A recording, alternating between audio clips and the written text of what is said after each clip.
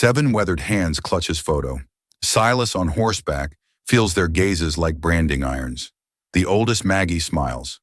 "You're late." They know me, he thinks, the scent of wood smoke thick in the air. But I don't know them. The oldest woman, with silver hair braided down her back, stepped forward and smiled like she was greeting an old friend. The younger ones whispered among themselves, pointing between him and the pictures in their hands. This made no sense. He had inherited this ranch from a grandfather he barely remembered, and the lawyer said it had been abandoned for decades. The woman with silver hair spoke first. "You're late, Silas. We thought you might not come at all." Her voice carried the weight of someone who had been waiting far too long for something promised. The other women nodded in agreement, their eyes never leaving his face. One of them, a woman with auburn hair and suspicious green eyes, held up her photograph and compared it directly to his features. The resemblance was unsettling in its precision. Silas dismounted his horse slowly, his mind racing to understand what he was seeing. The ranch house looked well maintained, not abandoned as he had been told. Smoke rose from the chimney and clean laundry hung on line, stretched between posts. These women had been living here, caring for his property, waiting for him with photographs they should not possess. "Ma'am, I think there's been some kind of mistake. I just inherited this place. I don't know how you have those pictures, but I've never been here before." The silver-haired woman's smile faded slightly, replaced by something that looked like pity. "Oh, child, there's no mistake. Your grandfather told us you would say exactly that." She gestured to the other women, who began moving closer, still clutching their photographs. "He said you wouldn't remember, wouldn't understand at first, but you will." Another woman, younger with dark hair and calloused hands, spoke up. "He promised us you would come when the time was right. He promised us you would take care of what he couldn't finish." Her voice carried an edge of desperation that made Silas take a step backward toward his horse. The photographs troubled him most. They were not old gerotypes or faded images. They were clear, detailed pictures of him as he looked right now. Not as a child or younger man. Someone had given these women recent photographs of him. Someone who knew he would be coming here. Someone who had planned this entire encounter. The woman with auburn hair finally spoke, her voice sharp with suspicion. "You look exactly like the picture, but you could still be lying. How do we know you're really him?" She held up her photograph again, studying his face with the intensity of someone examining evidence. Anyone could claim to inherit a ranch. Anyone could ride up here with a story. Silas felt the weight of their collective gaze, the pressure of expectations he could not understand. 7 women, 7 identical photographs, 7 pairs of eyes that seemed to know secrets about his life that he did not know himself. The lawyer had mentioned nothing about caretakers or residents. He had said the ranch was empty, waiting for its new owner. But as he looked at the well-maintained property and the women who clearly belonged here, Silas realized that everything the lawyer had told him was either incomplete or deliberately false. These women knew something about his grandfather, about his family, about him, something important enough to wait for, important enough to keep photographs, important enough to maintain a ranch for years without any legal claim to it. The silver-haired woman stepped closer, her eyes studying his face with the same intensity as someone reading a familiar book. "Your grandfather said you would be confused. He said you would need time to understand what you've inherited."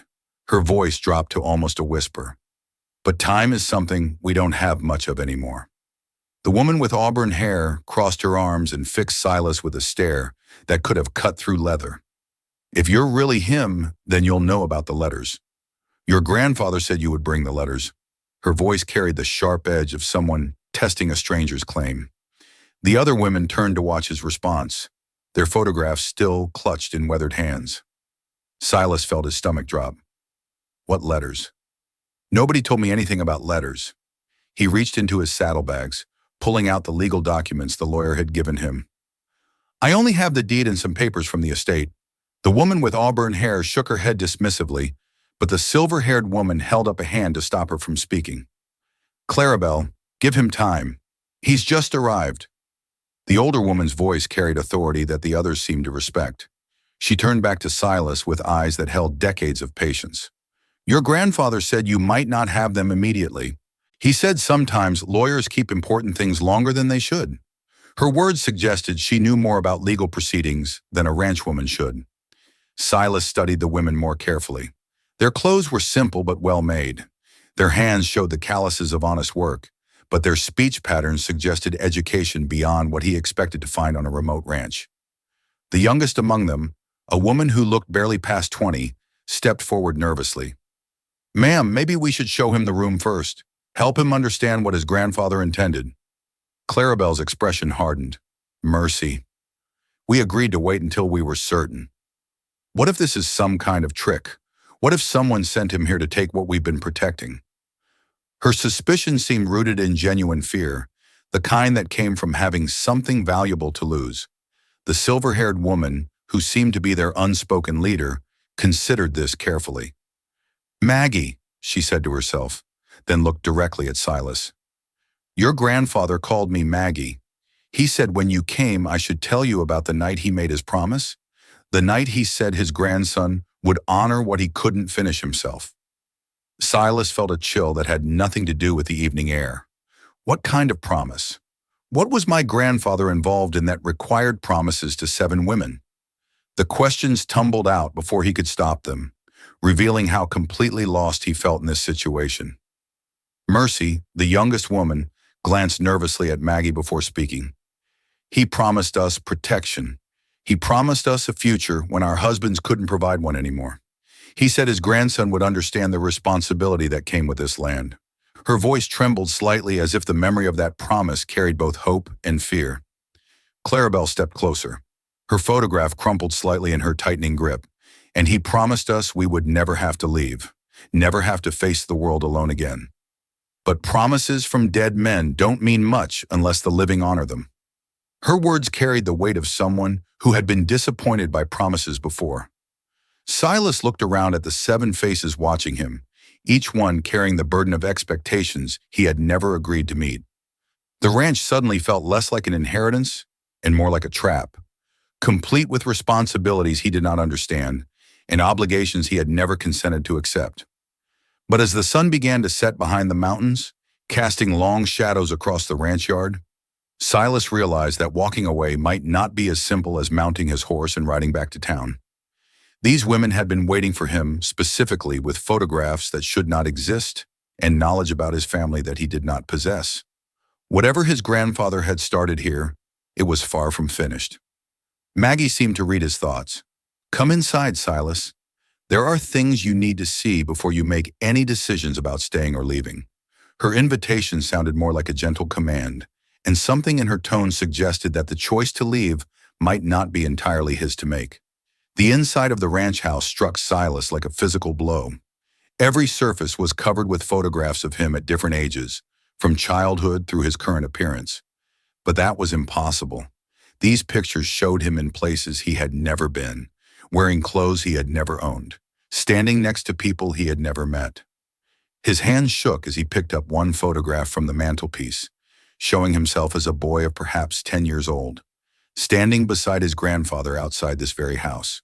"I've never been here before," he whispered, but his voice lacked conviction. The photograph in his hands showed clear evidence that contradicted his words. Maggie watched him carefully, her expression a mixture of sympathy and something that looked like relief. "Your grandfather brought you here many times when you were young," she said softly. "He said the fever took those memories from you when you were 12. Said it was probably for the best, given what happened that last summer." The other women had followed them inside and now stood in a semicircle around him, their faces reflecting shared knowledge of events he could not remember. Clarabelle moved to a wooden chest in the corner and lifted the lid.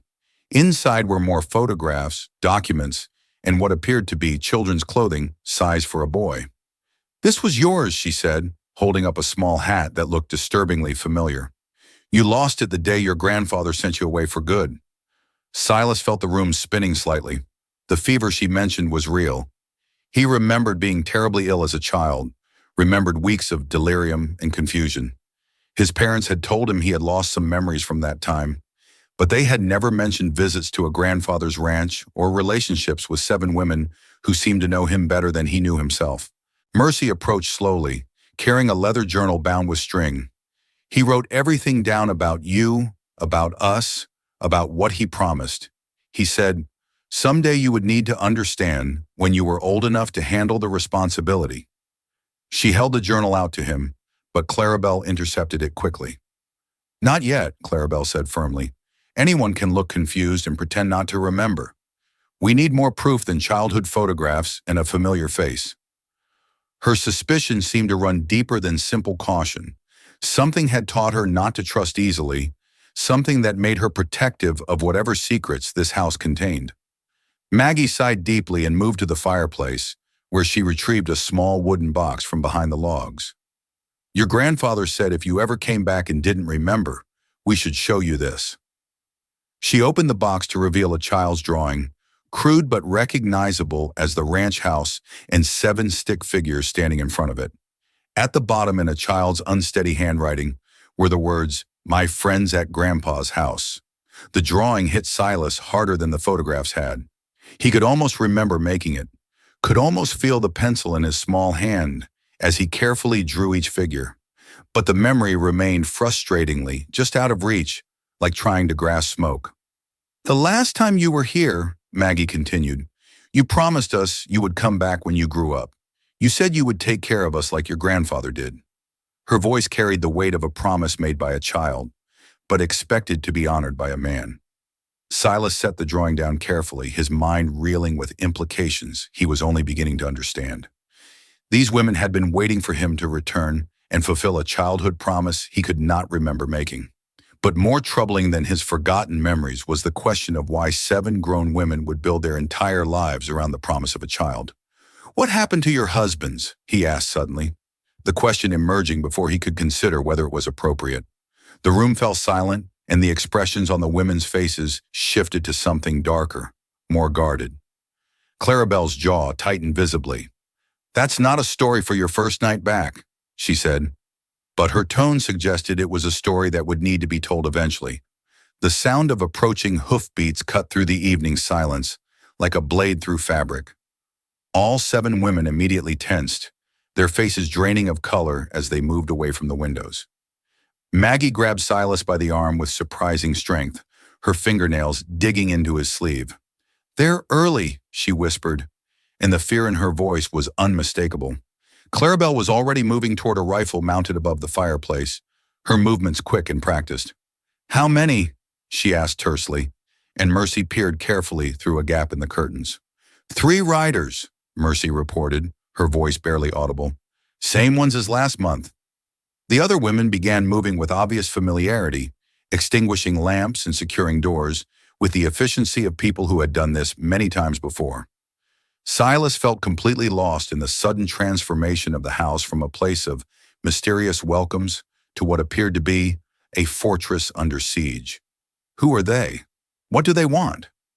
But even as he asked, he suspected the answer would be connected to whatever had happened to the women's husbands. Land speculators, Maggie said through gritted teeth. They've been coming around for months making offers that sound generous, but aren't really offers at all. They want this ranch, and they've made it clear that 7 women living alone shouldn't expect to keep it much longer. Clarabelle checked the rifle's ammunition with hands that remained steady, despite the obvious danger. Your grandfather kept them at bay while he was alive. They respected his reputation, feared what he might do if they pressed too hard. But with him gone, she didn't need to finish the sentence. 7 women alone on a remote ranch were vulnerable in ways that a respected rancher had not been. The hoofbeat tats grew closer, and Silas could now hear voices calling out from the darkness.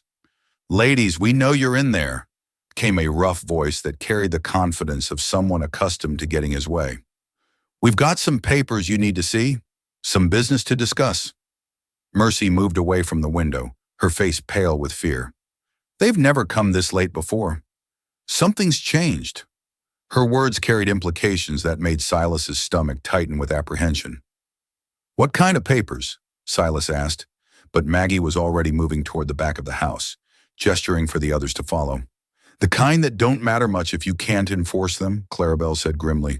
The kind that say this land belongs to people who have never worked it, never lived on it, never cared about anything here except what they can take from it.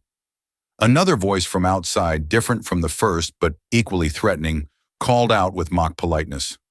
"We know you've been expecting someone. Ladies heard tell someone inherited this place. Why don't you introduce us to your new friend?" The women exchanged glances that communicated volumes without words. Somehow the men outside knew about Silas's arrival, knew about the inheritance, knew things they should not have known unless someone had been watching the ranch or talking to people in town. Silas felt the weight of responsibility settling on his shoulders like a heavy coat. These women had been waiting for him, not just because of childhood promises or forgotten memories, but because they needed protection from men who would take their home by force if necessary. His grandfather's promises had been about more than sentiment or family obligation. They had been about survival. "Your grandfather told us you would know what to do," Maggie whispered, her eyes reflecting both hope and desperation. He said, "You would be strong enough to stand up to them, smart enough to find a way to protect what he couldn't protect anymore." But Silas had never stood up to anyone in his life, had never been in a situation where violence was a real possibility, had never been responsible for protecting anyone but himself. The men outside were experienced at intimidation and worse. While he was a man who had inherited problems he did not understand and responsibilities he was not prepared to handle. The voices outside grew more insistent, and someone began testing the strength of the front door. Clarabelle raised the rifle to her shoulder, her finger resting lightly on the trigger. "They've never tried to force their way in before," she said quietly. "Your being here has changed something, made them desperate or bold or both." Silas realized with growing dread that his arrival had not solved the women's problems, but had instead accelerated them toward a confrontation that none of them might survive. The banging on the front door grew more forceful, accompanied by the sound of spurs jangling as the men moved around the house, testing windows and looking for weak points. Silas moved to the window and peered through a gap in the curtains, getting his first clear look at the three riders. They were exactly what he had expected. Hard men with guns worn low on their hips and the kind of confidence that came from never being told no. "We can do this easy or hard, ladies," the leader called out, his voice carrying the casual threat of someone accustomed to getting his way through intimidation. "But we're not riding away empty-handed tonight. Time's up on being neighborly about this." Clarabelle kept the rifle trained on the door, but Silas could see the tremor in her hands that she was trying to hide. "7 women with 1 rifle against 3 armed men," she whispered. "Those aren't odds that work in our favor, even if I'm a good shot." Mercy moved to Silas's side, her voice urgent and low. "Your grandfather had agreements with these men, understandings that kept them away, but those agreements died with him. They've been circling ever since, waiting for the right moment to move." "What kind of agreements?" Silas asked. But the sound of breaking glass from the back of the house cut off any answer. One of the men had found a window with a loose latch, and the sound of boots hitting the floor inside the house sent the women into immediate action. Maggie grabbed a heavy iron poker from beside the fireplace, while the other women positioned themselves with whatever weapons they could find. But Silas realized that this confrontation would end badly for everyone unless someone changed the dynamics of the situation. "Stay here," he told them, moving toward the front door before anyone could stop him. Clarabelle tried to grab his arm, but he was already lifting the heavy wooden bar that secured the entrance. "Don't be a fool," she hissed. "They'll kill you just for being here." But Silas had made a decision that surprised even himself. These women had been waiting for him, believing he would protect them, trusting in promises made by a grandfather he barely remembered. He might not remember his childhood visits or understand the full scope of what he had inherited, but he could not stand by and watch while these men terrorized people who had looked after his family's property. He opened the door and stepped onto the porch, facing the 2 men who remained outside while their companion worked his way through the house behind them. The leader was a big man with graying hair and scars that told stories of previous conflicts. His hand rested casually on his gun, but his eyes were calculating as he studied Silas. "Well, well," the man said with a smile that held no warmth. "The heir apparent finally shows up. We were starting to think you might be smart enough to stay away." His tone suggested that arriving had been a mistake that Silas would soon regret. "This is my property," Silas said, hoping his voice sounded more confident than he felt. "You're trespassing." The second man, younger but no less dangerous, laughed harshly. Your property? Boy, you don't know the first thing about what you've inherited or what it's going to cost you to keep it. His words carried implications that went far beyond simple land disputes. From inside the house came the sound of furniture being overturned and the third man's voice calling out, "Nothing in the back room's, boss. But I found something interesting in that chest they keep locked." The leader's smile widened, and Silas felt his stomach drop as he realized that whatever was in that chest was something the women had been desperate to keep hidden. Something important enough to fight for, something valuable enough to risk their lives protecting. "Now we're getting somewhere," the leader said, his hand moving closer to his gun. "Why don't you step aside, son, and let us have a proper conversation with the ladies about what they've been keeping from us?" The third man emerged from the house carrying a leather satchel that he held up triumphantly. "Found it hidden under some old quilts," he announced. "Just like we thought it would be." The satchel looked official, the kind used by banks or legal offices, and the way the women's faces went pale when they saw it told Silas that its contents were significant. "Give that back," Clarabelle said, Arabelle stepping onto the porch with the rifle still in her hands. "That doesn't belong to you," but her voice carried the desperation of someone who knew she was already too late to prevent a disaster. The leader opened the satchel and pulled out a handful of papers, his grin widening as he scanned their contents. Deeds, transfer documents, contracts signed but never filed. He looked directly at Silas with satisfaction. "Your grandfather was a clever man, son. Too clever for his own good." As it turns out, Silas felt pieces of a puzzle clicking together in ways he did not like. "What are you talking about? What kind of contracts? The kind that transfer ownership of this ranch to 7 women who had no legal right to inherit anything?" the leader said, waving the papers like evidence in a courtroom. "The kind that were never properly witnessed or recorded because your grandfather knew they wouldn't hold up to legal scrutiny." Mercy stepped forward, her voice shaking but determined. "Those documents are legitimate. He gave us this land in exchange for services rendered for taking care of him in his final years." But even as she spoke, Silas could see the uncertainty in her eyes, the fear that perhaps the legal protections they had counted on were not as solid as they had believed. The younger man laughed harshly. "Services rendered, is that what you call it? 7 women living on a ranch with 1 old man. No questions asked about what those services might have been." His implication was clear and insulting, designed to shame the women into submission. Clarabelle raised the rifle slightly, her finger moving to the trigger. "Watch your mouth," she said coldly. "There are lines you don't want to cross." But the leader seemed unconcerned by the threat. "1 rifle against 3 guns, and you're standing on a porch with nowhere to run. I'd suggest you think carefully about whether you want to start something you can't finish." He folded the papers and tucked them into his coat. "Besides, we're not here to hurt anyone. We're here to make you an offer." "What kind of offer?" Silas asked, though he suspected he would not like the answer. "The kind where everyone walks away with something," the leader said. "We take the ranch, file the proper ownership papers, and these ladies get enough money to start new lives somewhere else. Somewhere they won't have to worry about the past catching up with them."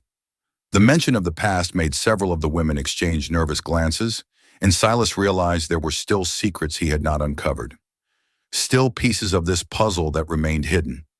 Whatever had happened to bring 7 women to his grandfather's ranch? Whatever had happened to their husbands, it was something these men knew about and were willing to use as leverage.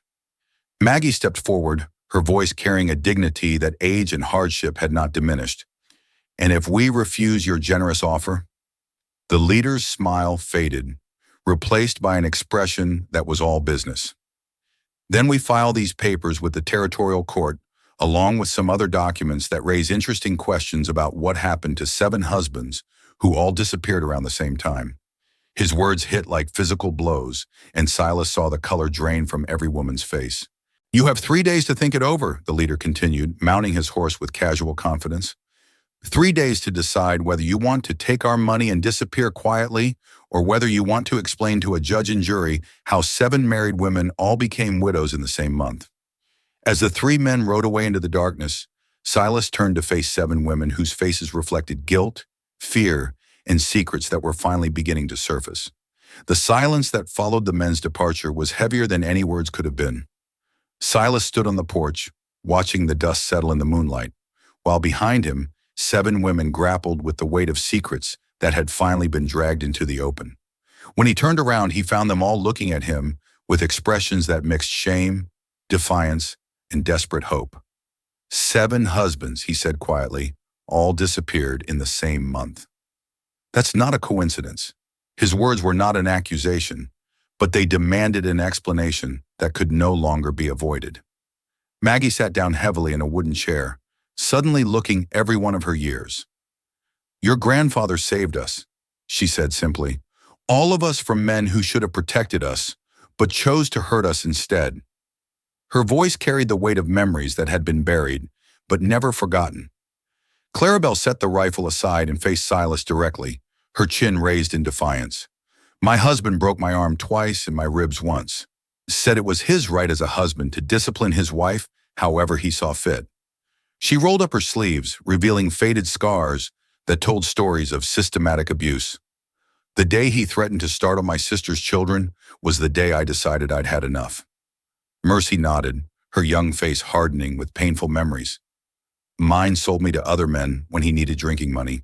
Said a wife was property to be used, however brought the most profit." Her voice remained steady, but her hands shook slightly as she spoke. One by one, the other women shared their stories. Husbands who beat them, who sold their children's food for gambling money, who brought violence and degradation into homes that should have been safe. 7 women who had reached the point where death seemed preferable to another day of abuse. "Your grandfather offered us a choice," Maggie continued. "He said there was a way to be free, but it would require courage and the willingness to leave our old lives completely behind. He said if we were brave enough to take that step, he would give us a home where no man could hurt us again." Silas felt his understanding of the situation shifting once more. "What kind of choice?" Clarabelle met his eyes without flinching. "The choice to disappear, to let the world think we were dead along with our husbands so we could start over where no one would look for us." Her words carried no regret, only the practical acknowledgement of what survival had required. "The mine accident," Mercy said softly. "It wasn't really an accident. Your grandfather knew the mine was unstable, knew it would collapse eventually. He just made sure it collapsed at the right time with the right people inside." Silas felt the ground shifting beneath him as he grasped the full implications of what he was hearing. His grandfather had not just given these women shelter, he had helped them murder their abusive husbands and disappear, staging their deaths to look like a mining disaster that would never be questioned too closely. "And now those men want the ranch because they know the truth," he said, the pieces finally falling into place. "They know what happened, and they're using it to force you off the land." Maggie nodded sadly. "Your grandfather kept them quiet while he was alive. They respected his reputation, feared what he might do if they tried to expose us. But with him gone, they see an opportunity to profit from our secret." Clarabelle stepped closer to Silas, her expression intense. "So now you know what you've inherited. Not just a ranch, but the responsibility for protecting 7 women who killed their husbands to save their own lives. The question is whether you're man enough to honor that responsibility, or whether you'll take the easy path and let them destroy us." The weight of the decision pressed down on Silas like a physical force. He could walk away, let the women face whatever consequences came from their choices, and avoid becoming complicit in events that had happened before he even knew this place existed. Or he could stand with them, knowing that doing so would make him an accessory to murder and a target for men who were willing to kill to get what they wanted. But as he looked at their faces, weathered by hardship, but not broken by it, he realized that the choice had been made the moment he decided to honor a childhood promise he could not remember making. Silas spent the night reading through every document in his grandfather's papers, searching for something that could protect the women without requiring bloodshed. As dawn broke over the mountains, he found what he had been looking for. A letter addressed to him, written in his grandfather's careful handwriting, along with a second set of legal documents that the 3 men had not discovered. The letter explained everything. His grandfather had anticipated this exact situation, had known that after his death, the women would be vulnerable to exactly the kind of extortion they now faced.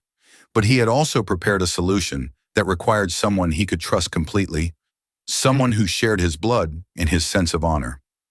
When the three men returned on the third day, they found Silas waiting for them on the porch. Alone, he held a leather portfolio in his hands and wore the expression of someone who had spent considerable time thinking about difficult decisions. "Well, son," the leader said as he dismounted, "I hope you've convinced the ladies to see reason. We'd hate for this to get unpleasant." Silas opened the portfolio and pulled out several official-looking documents. "I've been doing some reading," he said calmly. "Turns out my grandfather was even more careful about legal matters than you realize." The leader's confident expression faltered slightly as Silas held up a deed that bore territorial seals and witness signatures. "This ranch was deed to me not through inheritance, but through a legal transfer that took place 5 years ago. My grandfather sold it to me for $1 with the understanding that I would take possession upon his death." "That's impossible," the younger man said, but his voice lacked conviction. "We checked all the territorial records." Silas smiled for the first time since arriving at the ranch. "You checked the records in the territorial capital, but this transfer was recorded in the federal land office, which takes precedence over territorial filings." He handed the deed to the leader, who examined it with growing concern.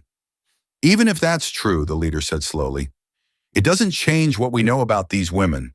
7 dead husbands is still 7 dead husbands." "About that," Silas said, pulling out another document, "I've been corresponding with the territorial marshal's office. Seems there's been some new evidence discovered about that mine collapse. Evidence that suggests those 7 men weren't victims of an accident, but perpetrators of a robbery that went wrong." The leader's face went pale as Silas continued. "Turns out they had been stealing gold from the mine for months, weakening the support structures to cover their tracks. The marshal's office is very interested in recovering that stolen gold, and they're prepared to offer a substantial reward for information leading to its discovery." Clarabelle appeared in the doorway behind Silas, and her smile was sharp as a blade. "We'd be happy to show the marshal exactly where those men hid the gold they stole, in exchange for the reward money, of course." The 3 men exchanged nervous glances as they realized their leverage had evaporated. The women were no longer vulnerable widows, hiding a terrible secret. They were potential witnesses in a federal investigation, protected by law and entitled to compensation for their cooperation. "You can't prove any of this," the third man said desperately. But his words sounded hollow even to himself. Silas tucked the documents back into the portfolio. "I don't have to prove anything. I just have to file a report with the federal marshal and let him decide what's worth investigating. I'm sure he'll be very interested in talking to 3 men who seem to know an awful lot about events they claim to have had nothing to do with." The leader mounted his horse slowly, his face dark with frustrated anger. "This isn't over," he said. But the threat carried no real weight. They had gambled on intimidating vulnerable women and found themselves facing federal law enforcement instead. "Yes, it is," Silas said quietly. "It's been over since the moment you decided to threaten people under my protection." As the 3 men rode away, defeated and diminished, Maggie joined Silas on the porch. "Your grandfather would be proud," she said simply. "You found a way to protect us without becoming what they were." Silas looked out over the ranch that was now truly his, populated by 7 women who had chosen survival over submission, and found the courage to build new lives from the ashes of their old ones. He understood now why his grandfather had chosen him for this responsibility. Why childhood promises mattered more than legal documents. "He knew I would come back," Silas said, "and it was not a question." "He knew you had the same sense of justice that he did," Maggie replied. "The same understanding that some things are worth protecting, no matter what the cost." The 7 women had found their protector, and Silas had found his purpose. The ranch would continue to be a sanctuary for those who needed it, and the promises made by one generation would be honored by the next. If you enjoyed this story, click the video on your screen now to watch another unforgettable tale from the frontier, where honor and justice collide in ways you never expected. Don't forget to subscribe and consider a super chat to help us keep bringing you more stories like these. Your support means everything to us.